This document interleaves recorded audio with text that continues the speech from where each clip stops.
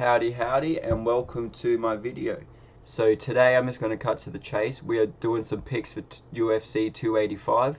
It's a pretty big card, you know, there's going to be a lot of good shit on for this card, and it's probably going to be one of the bigger cards of the year, let's be real. Now, obviously one of the big highlights of this card is that Jon Jones is returning to fight Cyril Gane. Now that's going to be an amazing fight on its own, but there is a lot of other good fights on this card. Other than the main event, it is a pretty good card. Like, don't get me wrong, I've seen cards that have been more stacked, but this one is still pretty fucking stacked. Like, this is definitely worth the money, and it's definitely worth me making this video, I think. Okay, so we've got the main card, but I won't go through all the early prelims, but I'll go through a few of them.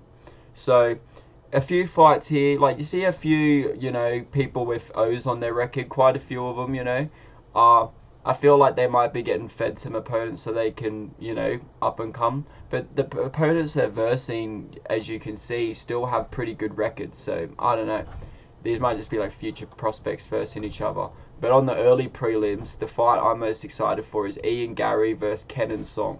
Now, Kenan Song, from the look of his record, I don't really know him too well, but I feel like they're just feeding Ian Garry an opponent, like a beatable opponent. I feel like Ian's got this one. I reckon he might even get a TKO within a few rounds. Like, obviously it's a 3-round fight, so it'll be within one of them. But yeah, I reckon Ian Garry's going to get that one by TKO. That should be a pretty good fight. And on the prelims, I'm really excited for a couple of these fights. Like, you got Derek Brunson versus Dricus du Plessis. Now, that's a South African motherfucker that you don't want to fuck with. Now, like from the fights I've seen him in, he's pretty beasty. And I do think that, you know, Derek Brunson's on his way out a bit, you know. He lost his last fight. You know, he only really was a gatekeeper for a while. Like, he's good. Like, he's good for his wrestling and shit. I just feel like he's going to get fed. Like, I think he's going to get... I reckon Dricus is going to get the KO somewhere. I reckon he's going to fuck Derek up. I don't see Derek winning shit out of this. You know, onto the bantamweight. Now, this is probably one of the biggest fights I'm keen for on the prelims, to be honest with you. But, Cody No Chin Garbrandt versus Trevin fucking Jones. Now, Trevin Jones, as you can see, 13-9 record, not the best, but Cody Garbrandt, like, them 5 losses you see there on his record, those are literally from his last 6 fights. Like, he was going good until he beat Dominic Cruz, and then I think he was just, his entire training, his entire career was just built to beat this Dominic Cruz. So now that he's actually fighting other fighters, he's just getting shit on. And, like, they don't call him No Chin Garbrandt for a reason. He just keeps getting knocked the fuck out. And I don't know, I just see that happening again. Like, I don't see him winning this. I don't know why he's the favourite. Honestly, don't know why. Probably just is a big name. And yeah, Trevin Jones' 9 losses on his 13 wins doesn't look good either. But I still think he's got this. I wouldn't put your money on Cody Garbrandt. Like, I really feel like he's going to get knocked the fuck out. And I always take pleasure in watching him get fucking fed. And then, you know, onto the main card. You know, the main event. The reason why we're watching this shit. Now, Bo Nickel versus Jamie Pickett. That's going to be a very good fight. Now, Bo Nickel is very good wrestler. Like, I think it was like an NCAA, like, top-ranked wrestler. Like, he's not just a good wrestler. He's really fucking good. Like, really fucking good.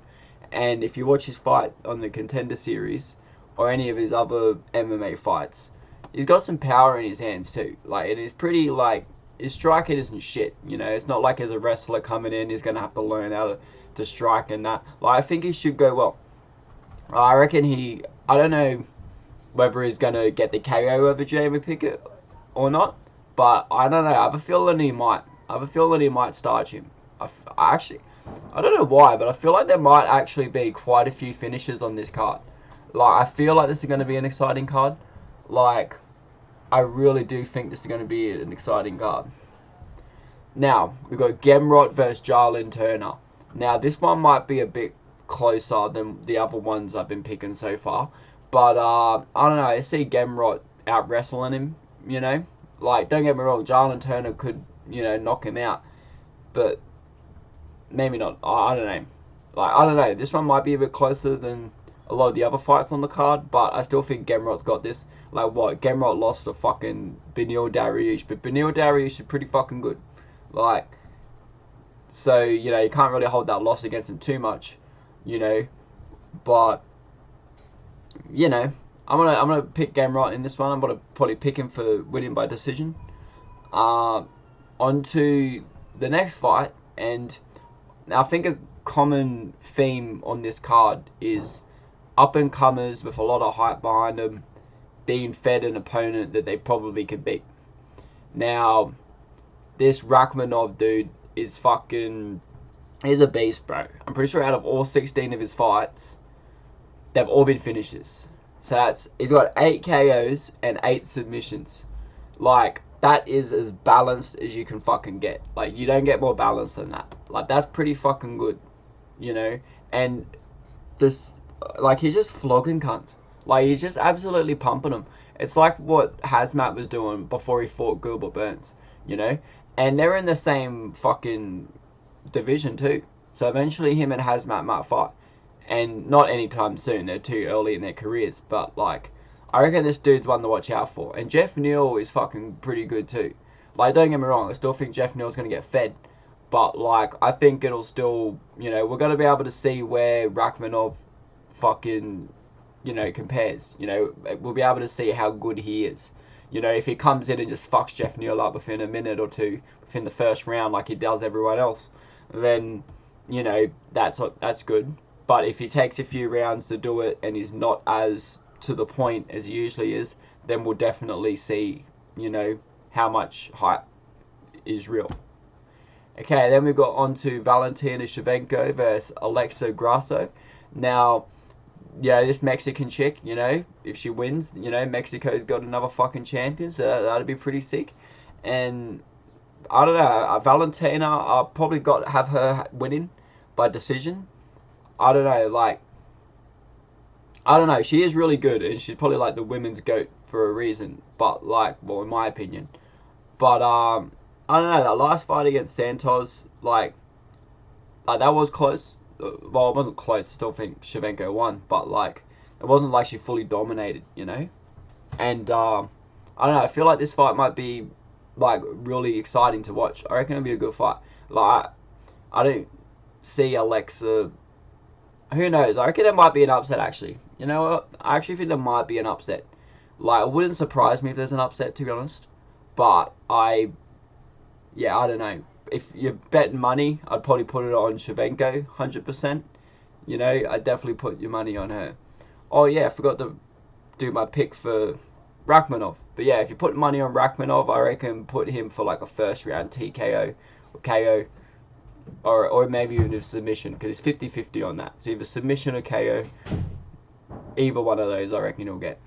But yeah, for Valentina Shevchenko, I reckon just put your money on Shevchenko by decision. Like, I don't know, she might get, like, she didn't put away her last opponent, and she's only getting older, so I don't see her putting away Alexa, to be honest. So yeah, I think this one will be a decision win. Like, pick either of them, but I think Valentina's got the edge. And on to the main event. The fucking main event.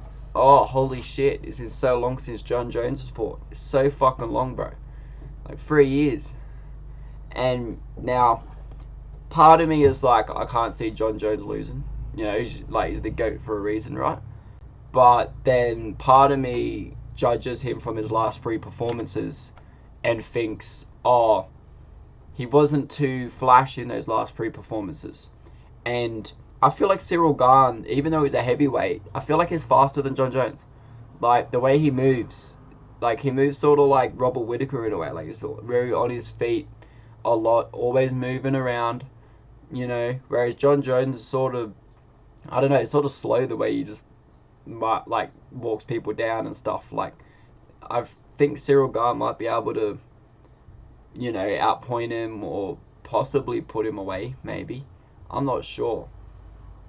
You know, it's very tricky because, like, John Jones, but though, is really good at wrestling. You know, so, which Cyril Gane isn't. Like, he got taken down by Francis, and Francis had, you know, a busted knee at the time. So but then again, Francis is really big and fucking strong too. So even with a busted knee, like, he's really big and strong. So of course Francis will be able to take people down. And remember, like, we give Cyril shit for getting taken down by Francis, but remember that in the second fight against Stipe couldn't take Francis down. Like, I think we saw Francis's evolution as a fighter when we saw him being able to wrestle. Like, obviously he's training with Kamaru Usman or whoever else, and like people would have been teaching him how to wrestle. So for Cyril to be taken down by him, I don't think that says too much negatively to Cyril. Like, if Jones can't take Cyril down, I don't know if he beats him on the feet. You know? So I reckon this is a lot closer of a fight than what people think. Like, some people think that John Jones has got to come in and starch him. But then I think there's some people that think that Cyril's going to just starch him too. So, you know, I don't know. It's hard to put money on this one, to be honest. Like, I reckon just put money on Jones just for the fucking laughs, you know? Like, he hasn't fought in 3 years, and if he wins, he becomes, like, the GOAT indefinitely. So, like, if you don't put money on that and it happens, you got to feel like shit, eh? But also, do you want to win your money? Like, it has been 3 years. It's a long time. And, like, to come off on a layoff like that. And if you look at the weigh-ins, like, it doesn't look, like, hasn't looked as ripped and shit as what I thought. Like, don't get me wrong, you don't need to look ripped to be strong, obviously. But, like, I don't know, I thought it'd look better for someone that was training for 3 years for this specific weight. So, yeah, I don't know. Fucking, on my multi, I'm probably going to make 2 different ones. One for Jones, one for Garn.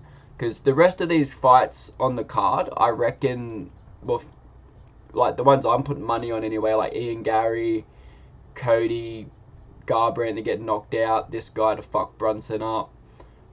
Most of these fights are pretty predictable. So if you put most of your picks on these ones and then just do a couple different options for whether you want John Jones or Cyril Gane, I reckon that's where money is going to be made. I reckon this fight is probably the hardest to predict out of all of them, you know? But yeah, fucking, those are my tips for UFC 285. It should be a fucking good one. I hope everyone else enjoys the card just as much as I do. And I hope you have a fucking good one. Up the cage punters.